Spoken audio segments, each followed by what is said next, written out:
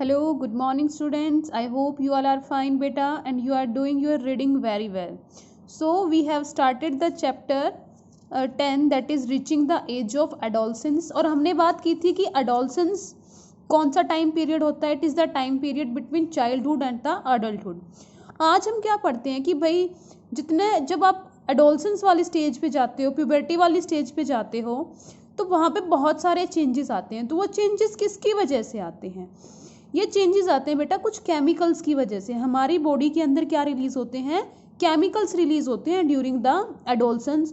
और उन केमिकल्स की वजह से हमारी बॉडी की ग्रोथ और फिजिकल चेंजेस मीन्स हमारी फिजिक्स में चेंज आते हैं. सेकेंडरी सेक्सुअल कैरेक्टर्स जो डेवलप होते हैं सब किसकी वजह से हो रहा है? उन केमिकल्स की वजह से हो रहा है. उन केमिकल्स को ही क्या बोलते हैं बेटा? Hormones. Hormones are the chemical messenger. देखो definition: physical growth, metabolism and changes which occur in body during adolescence are controlled by chemical regulators and that are secreted by endocrine gland. कौन secrete करता है उन्हें? Secrete means निकालना. कौन secrete करता है बेटा? Endocrine glands. एंडोक्राइन ग्लैंड्स कौन सी होती हैं? डक्टलेस ग्लैंड मीन्स ऐसी ग्लैंड जिनको अपना सिक्रीशन छोड़ने के लिए उनके पास कोई डक्ट नहीं है. मीन्स वो अपना सिक्रीशन किसके अंदर डालेंगी बेटा? डायरेक्टली ब्लड के अंदर. किसके अंदर डालेंगी? ब्लड के अंदर. उन ग्लैंड्स को क्या बोलते हैं? Ductless gland. यहाँ पे एक टर्म आई है बेटा मेटाबॉलिज्म. मेटाबॉलिज्म एक्चुअली में क्या होता है? हमारी बॉडी के अंदर, हमारी सेल्स के अंदर जितनी भी केमिकल रिएक्शंस हैं that are going on every time, उन केमिकल रिएक्शंस को क्या बोलते हैं? मेटाबॉलिज्म. सो इन सब प्रोसेस, केमिकल रिएक्शंस को, हमारी ग्रोथ को, हमारी फिजिकल जो चेंजेस होते हैं उन सबको कौन कंट्रोल कर रहे हैं? This all are regulated by the chemicals. और उन केमिकल्स का नाम क्या है? हार्मोन. ठीक है, क्या बोलेंगे बेटा इनको? हार्मोन. तो जैसे ही प्यूबर्टी वाली स्टेज पे आएगी, मीन्स जैसे ही एडोलसेंट वाली स्टेज पे आते हैं, तो फीमेल हार्मोन कौन सा रिलीज होता है बेटा? एस्ट्रोजन. ये कहाँ पे बनेगा? Female sex organ that is ovary में. और ये हार्मोन किस में हेल्प करता है? इसी से तो सेकेंडरी सेक्सुअल कैरेक्टर आते हैं फीमेल के, और इसी से ब्रेस्ट की डेवलपमेंट होती है. Then milk secreting gland means जो मिल्क ग्लैंड बनाती हैं, मोस्टली मैमल्स के अंदर जो पाई जाती हैं. Mammals like cat, bird, cat, dog, cow, human beings, all are mammals बेटा. तो सबके पास क्या है? मेमरी ग्लैंड है. किसके अंदर? उनकी ब्रेस्ट के अंदर. तो जो मिल्क का प्रोडक्शन है वो भी किसके कंट्रोल में होता है? It is the control of the gland. किस कौन सी ग्लैंड के कंट्रोल में बेटा? ये पिट्यूटरी ग्लैंड. पिट्यूटरी को क्या बोलते हैं? Master gland. मीन्स ये जो डक्टलेस ग्लैंड है ना हमारी बॉडी में, इनमें सबसे पावरफुल है, जो सबको कंट्रोल करके रखती है, वो कौन होती है? पिट्यूटरी. तो pituitary is very much important gland. Then the male hormone. Male hormone कौन सा है? Testosterone. Female hormone oestrogen. Testosterone को कौन रिलीज करता है? टेस्टीज में होएगा. ये मेल्स के अंदर होता है. और मेल्स के अंदर जो सेकेंडरी सेक्सुअल कैरेक्टर होंगे उनको कौन कंट्रोल करता है बेटा? टेस्टोस्टेरोन. अब ये पिट्यूटरी जो मास्टर ग्लैंड है ये हमारे ब्रेन के बेस पे प्रेजेंट होती है बेटा. It is located at the base of brain. Like this is the brain. ये हमारा सेरिब्रम, फोर ब्रेन होता है, फिर मिड ब्रेन, और ये छोटा हिंड ब्रेन जो पीछे की तरफ प्रेजेंट होता है. तो लोकेटेड यहाँ पे देखो, ये ब्रेन है, तो यहाँ पे नीचे ऐसे इसके बेस पे this is the pituitary gland. यहाँ पे अटैच होती है बेटा. This is the pituitary gland. आपसे लोकेशन पूछी जाए what is the location of pituitary gland, तो लोकेशन क्या है बेटा? At the base of brain. यहां से पिट्यूटरी हार्मोन रिलीज करती है किसके अंदर बेटा? ब्लड के अंदर. कहाँ पे जाएंगे हार्मोन्स? ब्लड में. और ब्लड से फिर जाते हैं टारगेट साइट पे. टारगेट साइट कौन सी होगी? जहां पे जिन सेल्स के अंदर जाके इनको काम करना है. मीन्स हार्मोन हमारे किसी भी बॉडी के पार्ट में पहुंचेगा through the help of blood, और वहां पे जाके जहां पे उसका फंक्शन है. अब ब्लड तो हर सेल के पास जाता है ना, लेकिन जहां पे स्पेसिफिक फंक्शन करेंगे वो वहीं पे जाके एक्ट करेंगे. और जैसे ही ये हार्मोन सिक्रीशन स्टार्ट होता है उस स्टेज को क्या बोलते हैं बेटा? प्यूबर्टी. मीन्स प्यूबर्टी को कौन रेगुलेट करने हैं? ये सारे हॉर्मोन्स. हॉर्मोन से ही क्या डेवलप होते हैं? सेकेंडरी मेल और female characters. Male sex hormone oestrogen, male sex hormone testosterone, female sex hormone बेटा एस्ट्रोजन. ये कहाँ से रिलीज होएगा? ओवेरी से. और टेस्टोस्टेरोन टेस्टिस से. और फिर इनके सिक्रीशन को, मीन्स ओवेरी में जो एस्ट्रोजन रिलीज हो रहा है और टेस्टिस में जो टेस्टोस्टेरोन रिलीज हो रहा है, इसको कौन कंट्रोल करते हैं? पिट्यूटरी ग्लैंड के हॉर्मोन्स। ठीक है, मीन्स अगर मैं पूरा एक प्रोसेस ये जो दिया हुआ है ये क्या बोल रहा है कि पहले हॉर्मोन्स कहाँ से रिलीज होते हैं बेटा? पिट्यूटरी ग्लैंड से। पिट्यूटरी ग्लैंड अपना मैसेज भेजेगी टारगेट साइड। अब यहाँ पे टारगेट साइड क्या है? गोनाड्स। मेल्स के अंदर तो टेस्टिस और फीमेल में क्या होंगी बेटा? ओवेरी। जब ये पिट्यूटरी के हार्मोन यहाँ पे आके एक्ट करेंगे तो टेस्टिस क्या रिलीज करती हैं? टेस्टोस्टेरोन। और ओवेरी क्या रिलीज करेंगी? Oestrogen. So this is whole sum of here. The hormones released in the blood stream reaches the specific part of body that is the target site and the hormone then stimulate the changes in the body. और उससे फिर hormones क्या करते हैं? अपना effect देते हैं, अपने चेंज करते हैं। द नेक्स्ट टॉपिक है बेटा reproductive phase of life in humans, कि एक ह्यूमन की लाइफ में कितने टाइम तक वो रिप्रोडक्शन कर सकता है, that is reproductive phase. Means adolescent are able to reproduce. Adolescent जो है वो रिप्रोडक्शन कर सकते हैं। क्यों रिप्रोडक्शन करते हैं? क्योंकि वो अपने सेक्स ऑर्गन्स में सेक्स सेल्स गैमेट बनाना स्टार्ट कर देते हैं। लाइक मेल गैमेट क्या होता है बेटा? स्पर्म। और फीमेल गैमेट क्या होता है? ओवम। तो ये कैपेसिटी होती है जो गैमेट बनाने की, ये कब तक किसी मैन और वुमेन में रहेगी? This is the reproductive phase of life. अगर मैं वुमेन का एग्जांपल लूँ तो रिप्रोडक्टिव फेज प्यूबर्टी के साथ स्टार्ट होएगा नियर बाय 10 to 12 ईयर्स। और कहाँ पे खत्म होता है बेटा? 45 to 50 ईयर्स। मैन में क्या होता है? Reproductive phase puberty 14 to 15 years में स्टार्ट होएगा। और जब तक वो मैन हेल्दी है ना तब तक वो रिप्रोडक्शन करने के एबल होता है। मीन्स हो सकता है उसकी डेथ तक भी। अब बात करते हैं वुमेन्स के, मीन्स वुमेन्स कब से उनके अंदर रिप्रोडक्टिव मेच्योरिटी आती है, उस टाइम को क्या बोलते हैं, और कब स्टॉप होती है? That is menstruation and menopause. जितनी भी फीमेल्स हैं बेटा उनके अंदर हर एक मंथ में एक साइकिल कंटिन्यू रहती है जिसको क्या बोलते हैं? Menstrual cycle. What we called it? Menstrual cycle. कुछ चेंजेस होते हैं। देखो ऐसे फीमेल का रिप्रोडक्टिव सिस्टम था ना एब्डोमिनल कैविटी में। दीज आर द ओवेरी, दोनों ओवेरी हैं। ये fallopian tube and this is the uterus. और यहाँ पे क्या होता है बेटा? वजाइना। तो ओवेरी के अंदर हार्मोन जैसे ही रिलीज होंगे, कौन सा हार्मोन बेटा? एस्ट्रोजन। एस्ट्रोजन की वजह से यहाँ पे क्या बनते हैं? ओवम। क्या बनेगा ओवेरी में? ओवम। ओवम ये फिर यहाँ से इस ट्यूब के थ्रू यहाँ पर पहुंच जाता है। अब क्या होता है? अगर गैमेट आएगा, मीन्स स्पर्म यहाँ पर आते हैं, रिलीज होते हैं ड्यूरिंग दिस साइकिल। अगर स्पर्म आते हैं तो ये इसके साथ यहाँ पे फर्टिलाइजेशन करेंगे। क्या बनेगा? जायगोट बनेगा। अगर जायगोट बन जाता है तो बेटा मेंस्ट्रुअल साइकिल स्टॉप हो जाएगी। क्या हो जाएगा? स्टॉप हो जाएगा। अगर फर्टिलाइजेशन नहीं होती है, क्या होगा? अगर फर्टिलाइजेशन नहीं होगी तो ये जो यूट्रस की ये अंदर वाली लेयर होती है ना, ये ब्लड वेसल्स रिच होती है, तो यहाँ से ये टूट के बाहर जाने लगती है बेटा, जिसको ब्लीडिंग फेज और मेंस्ट्रुएशन फ्लो बोलते हैं। क्या होगा? अगर यहाँ से 14 डेज के आसपास, इस 28 डेज की साइकिल में से 14 डेज के आसपास ओवम रिलीज होता है। और ओवम कहाँ पे जाता है? फैलोपियन ट्यूब में। अब इसको बोलते हैं बेटा रिलीज ऑफ ओवम को। ओवेरी से जब ओवम रिलीज होता है इसको क्या बोलते हैं? ओव्यूलेशन।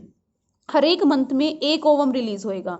जब ओव्यूलेशन हो जाएगी तो देन होती है, अगर फर्टिलाइजेशन होती है तो ये साइकिल बंद हो जाएगी, मेंस्ट्रुअल साइकिल। और ये जो यूट्रस की अंदर वाली लेयर है यहाँ पे फिर बेबी को ग्रो कर रहा है ना यहाँ, तो इसलिए यहाँ पे ये यूट्रस की जो अंदर वाली लेयर है ये बनी रहती है, मीन्स ये ग्रो करेगी। लेकिन अगर फर्टिलाइजेशन नहीं होती है तो ये लेयर टूट के बाहर आना स्टार्ट कर देती है, जिसको क्या बोलते हैं? Menstrual flow. तो देखो 2 ओवेरीज हैं एब्डोमिनल कैविटी में, ये क्या करेंगी? एक ओवम रिलीज करती हैं आफ्टर 1 मंथ। इस प्रोसेस को हम क्या बोलेंगे बेटा? ओव्यूलेशन। इस पीरियड में जब ओव्यूलेशन होता है यूट्रस कैसी हो जाती है? थिक। ये नेचुरल प्रिपरेशन है, मीन्स जो ह्यूमन का फीमेल रिप्रोडक्टिव सिस्टम है वो अपने आप को तैयार करता है कि अगर फर्टिलाइजेशन होता है तो बेबी की ग्रोथ करवानी है। लेकिन अगर फर्टिलाइजेशन नहीं होता है तो जो एग रिलीज हुआ उसके साथ साथ ये यूट्रस की lining blood vessels shed off हो जाती है, निकल जाती हैं। इसकी वजह से बेटा ब्लीडिंग होगी, that is called menstrual flow. ठीक है, तो जो ब्लीडिंग है in women due to the break down of thickened inner wall of uterus and its blood vessels is called menstruation. इसको क्या बोलेंगे बेटा? मेंसुरेशन। और मेंस्ट्रुअल फ्लो कितने टाइम के लिए रहता है? Near by 4 to 7 days. और हर एक 20 to 30 डेज में ये अपने आप को रिपीट करेगा अगर फर्टिलाइजेशन नहीं होती है तो। क्या होता है बेटा, 45 और 50 ईयर्स की एज में फीमेल्स के अंदर यहाँ पे ओवम ही खत्म हो जाते हैं, ओवम बनने बंद हो जाएंगे, तो ओवम का रिलीज नहीं होगा, तो जिस टाइम पे फिर मेंस्ट्रुअल फ्लो भी नहीं होएगा। मेंस्ट्रुअल फ्लो जब स्टॉप हो जाता है फीमेल्स के अंदर, उसको क्या बोलते हैं, मेनोपॉज। देन मेंस्ट्रुअल साइकिल में क्या क्या आएगा, सबसे पहले ओवरी में एग मैच्योर हुआ, वो ओवरी ने रिलीज कर दिया, यूट्रस की वॉल थिक हो जाती है, और अगर फर्टिलाइजेशन नहीं हुई है, क्योंकि अगर ऑब्वियस सी बात है अगर मेंस्ट्रुअल साइकिल कंटिन्यू रहेगी तो फर्टिलाइजेशन नहीं होगी, तो ये जो थिक एंड इनर वॉल है वो टूट के बाहर आ जाती है, प्रेगनेंसी डज नॉट अकर। अगर एग फर्टिलाइज हो गया तो वो फिर से डिवाइड करेगा और यूट्रस में एम्बेडेड हो जाएगा, जो हम सेक्सुअल रिप्रोडक्शन वाले चैप्टर में पढ़ चुके हैं पिछली बार। Then what determines the sex of a baby, sex का मीनिंग क्या होता है बेटा, कोई मेल है या फीमेल है, that is sex of a baby. कैसे पता लगाएंगे कि कोई पार्टिकुलर चाइल्ड है, जो बेबी है, वो मेल होगा या फीमेल होगा।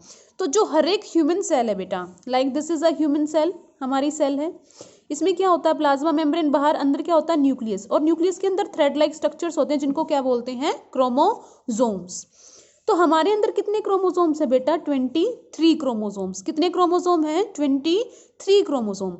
इनमें से जो 22 क्रोमोसोम है ना, उनका कोई रोल नहीं है सेक्स डिटर्मिनेशन में, सिर्फ वन पेयर, ये 23 पेयर है ना बेटा, तो वन पेयर फीमेल्स में, तो ये वन पेयर होता है एक्स क्रोमोसोम, और मेल में क्या होएगा, XY क्रोमोसोम।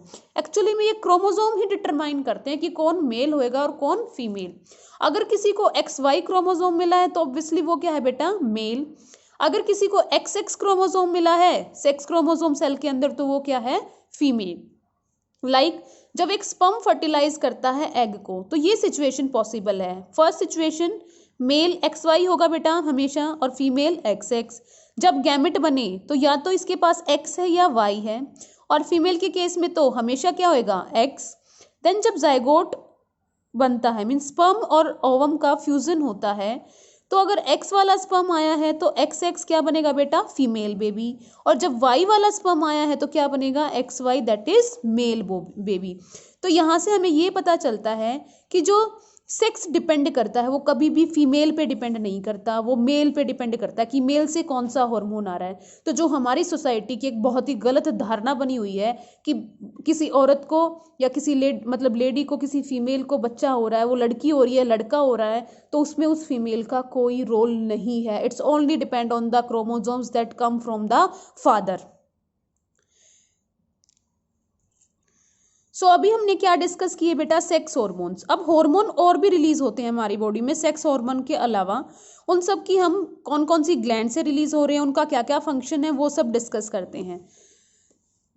इस डायग्राम में आपको क्या दिखाया गया है, लाइक ग्लैंड की पोजीशन बताई गई है। ये पिट्यूटरी ग्लैंड जो बेस ऑफ द ब्रेन पे है, फिर हमारे गले वाले रीजन पे, वॉइस बॉक्स के ठीक नीचे थायराइड ग्लैंड होता है, फिर किडनी के ऊपर एक ट्रायंगल शेप की ग्लैंड होती है, एड्रेनल ग्लैंड, और ये पैनक्रियाज होता है लीफ शेप का किडनी के आसपास बेटा। और फीमेल है तो यहाँ पे ओवरी होगा एब्डोमिनल कैविटी में, और अगर मेल है तो एब्डोमिनल कैविटी के बाहर क्या होती है बेटा, टेस्टीज होती है। So these are the position. सभी कैसी ग्लैंड है बेटा, एंडोक्राइन ग्लैंड, मीन्स अपना सिक्रीशन कहाँ पे पोर करते हैं, ये ब्लड के अंदर। तो सबसे पहले पिट्यूटरी ग्लैंड की बात करती हूँ। जैसा कि मैंने पहले बताया था, ये कहाँ पे प्रेजेंट है, हाइपोथैलेमस के नीचे ब्रेन में। मास्टर ग्लैंड बोलते हैं, ये बहुत सारे हार्मोन रिलीज करती है, thyrotropic hormone, like growth hormone. इसका काम क्या है, थायरोक्सिन को इंक्रीज करवाना। क्या करता है बेटा, ये सिक्रीशन ऑफ थायरोक्सिन। जितना ज्यादा थायरोक्सिन होगा, हार्मोन जितना ज्यादा रिलीज होगा, अगर ज्यादा बनता है तो फिर वो मीन्स अगर थायरोक्सिन हार्मोन बेटा ज़्यादा बनने लग जाएगा बॉडी में, तो थायरोक्सिन खुद जाके पिट्यूटरी को बोलता है कि मेरा प्रोडक्शन बंद कर दो। ऐसे ही अगर थायरोक्सिन का लेवल कम हो जाएगा तो वो पिट्यूटरी को बोलता है कि TTH को, थायरोट्रोपिक हार्मोन को बनाना स्टार्ट कर दो। ठीक है, तो जो थायरोक्सिन है, थायरोक्सिन का लेवल है, वो उसको कौन मेंटेन कर रहा है, थायरोट्रोपिक हार्मोन, और जिसको कौन रिलीज करती है, पिट्यूटरी। तो ये दूसरी ग्लैंड को अपने कंट्रोल में रखती है, इसलिए इसको क्या बोलते हैं बेटा, master gland. Then second thyroid gland और पैराथायराइड के बेटा पीछे की तरफ होती है पैराथायराइड ग्लैंड। थायराइड ग्लैंड वही थ्रोट में है, ये थायरोक्सिन हार्मोन रिलीज करती है। थायरोक्सिन हार्मोन का काम है मेटाबॉलिक रेट, मैंने अभी बताया था ना, मेटाबॉलिज्म केमिकल रिएक्शंस। तो जितनी ज्यादा केमिकल रिएक्शंस बॉडी के अंदर होएगी, आपका फूड जितना बहुत ज्यादा डाइजेस्ट होएगा। तो अगर थायरोक्सिन अगर आपकी बॉडी में कम बनता है, क्या होगा, अगर थायरोक्सिन कम होगा तो मेटाबॉलिज्म क्या होएगा, कम। आपको नींद आएगी या बड़े मतलब आपकी बॉडी में बहुत ज्यादा वेट, आपके फैट्स इकट्ठे होने स्टार्ट हो जाएंगे। तो इस जब कम थायराइड बनता है तो जो भी बंदा बंदी होगा वो मोटा हो जाता है, वेट गेन कर लेता है। अगर ज्यादा बनेगा तो rate of respiration, rate of digestion क्या होएगा बेटा, ज्यादा होएगा तो लूज वेट। तो जिनमें ज्यादा थायराइड बनता है वो बहुत दुबले पतले दिखाई देते हैं। थायराइड ग्लैंड थायराइड के पीछे की तरफ लगी हुई होती है और इनका काम है बेटा पैराथायरोक्सिन को रिलीज करना, जो हमारे ब्लड के अंदर कैल्शियम और फास्फोरस के लेवल को कंट्रोल करता है कि कितना होना चाहिए। द नेक्स्ट ग्लैंड है बेटा पेनक्रियास। पेनक्रियास ग्लैंड कैसी है, एक्सोक्राइन भी और एंडोक्राइन भी। एंडोक्राइन डक्टलेस ग्लैंड थी ना, एक्सोक्राइन जिनके पास डक्ट होता है, मीन्स ये ब्लड में नहीं, ये डायरेक्ट जहां पे इनको सिक्रीशन करना है वहां पे छोड़ के आते हैं। ये क्या रिलीज करेगी बेटा, डक्ट की हेल्प से। तो क्या रिलीज करती है, पेनक्रियाटिक जूस। और विदाउट डक्ट मीन्स जब ये एंडोक्राइन फंक्शन करती है तो क्या रिलीज करती है, इंसुलिन हार्मोन। और इंसुलिन हार्मोन का काम क्या होता है, हमारे मेटाबॉलिज्म ऑफ शुगर को कंट्रोल करना। मेटाबॉलिज्म ऑफ शुगर, ब्लड में शुगर का लेवल कितना होना चाहिए, that is regulated by insulin. अगर पेनक्रियाज अच्छे से इंसुलिन को नहीं बना रही है ना, इट मीन्स ब्लड के अंदर ग्लूकोज का लेवल क्या है, बढ़ जाएगा। और इस कंडीशन को क्या बोलते हैं, डायबिटीज, शुगर हो गया भैया, ऐसे सुना है ना, that is diabetes mellitus. Next gland है बेटा एड्रेनल ग्लैंड, जो किडनी के ठीक ऊपर प्रेजेंट है। इसका काम है एड्रेनलिन हार्मोन बनाना। कौन सा हार्मोन, एड्रेनलिन हार्मोन। जब आप चिंता में होते हो ना, आपको घबराहट होती है, एकदम से कुछ परेशानी हो जाती है, तो ये हार्मोन रिलीज होता है, मीन स्ट्रेस वाली कंडीशंस में। इसकी वजह से ब्लड का प्रेशर बढ़ जाता है, ठीक है, आपको स्वेटिंग, पसीना आता है, आपका रेस्पिरेशन रेट बढ़ जाएगा, ब्रीदिंग बढ़ जाएगी। देन ओवरीज और टेस्टिस। ओवरी का काम क्या है, स्पर्म्स का प्रोडक्शन करना। कौन से हार्मोन्स की हेल्प से करती हैं, एस्ट्रोजन की हेल्प से। और स्पर्म का प्रोडक्शन कौन करेंगे बेटा, टेस्टिस। और टेस्टिस कौन से हार्मोन की हेल्प से करते हैं, टेस्टोस्टेरोन की हेल्प से। देन है role of hormone in completing the life history of insect and frog. देखो हमने मेटामॉर्फोसिस की बात की थी ना लास्ट चैप्टर में। मेटामॉर्फोसिस क्या है कि भाई डायरेक्ट एग से अडल्ट नहीं बनता, बल्कि लार्वा वाली स्टेजेस आती हैं, मीन्स उनकी फिजिकल अपीयरेंस अलग अलग होती हैं। तो ये जो फिजिकल अपीयरेंस अलग होने का रीजन भी क्या होता है बेटा, हॉर्मोन्स होते हैं। मीन्स एक्चुअली मेटामॉर्फोसिस का होने का रीजन क्या है, हार्मोन है। इसको कौन कंट्रोल करते हैं, हॉर्मोन्स। और इन हॉर्मोन्स का क्या नाम होता है बेटा, इंसेक्ट हॉर्मोन्स। सो आज के लिए यहाँ तक रीड करोगे। In next class I will discuss the reproductive health क्या होती है बेटा। और जो ये इंसेक्ट हार्मोन है, इस इंसेक्ट हार्मोन का क्या नाम होता है बेटा, थायरोक्सिन। जैसे ह्यूमंस में थायरोक्सिन रिलीज होता है ना, जो मेटाबॉलिज्म करवाता है, तो इनकी बॉडी के भी अंदर जो चेंजेस, मीन्स जो एग से कैटरपिलर बना, कैटरपिलर से प्यूपा बना, और प्यूपा से फिर अडल्ट बटरफ्लाई बनी, ये सब कौन कर रहा है, ये इनके अंदर प्रोड्यूस होने वाला थायरोक्सिन हार्मोन कर रहा है। और इनके अंदर भी क्या होती है बेटा, थायराइड ग्लैंड जो थायरोक्सिन को बनाएगी। तो और थायरोक्सिन बनने के लिए क्या चाहिए, आयोडीन। तो पानी, ये नमकीन पानी में जहां पे, जिस पानी के अंदर आयोडीन होगा, वहां पे जो लार्वे की ग्रोथ क्या होती है, वो ज्यादा अच्छे से होती है। So thank you, have a nice day.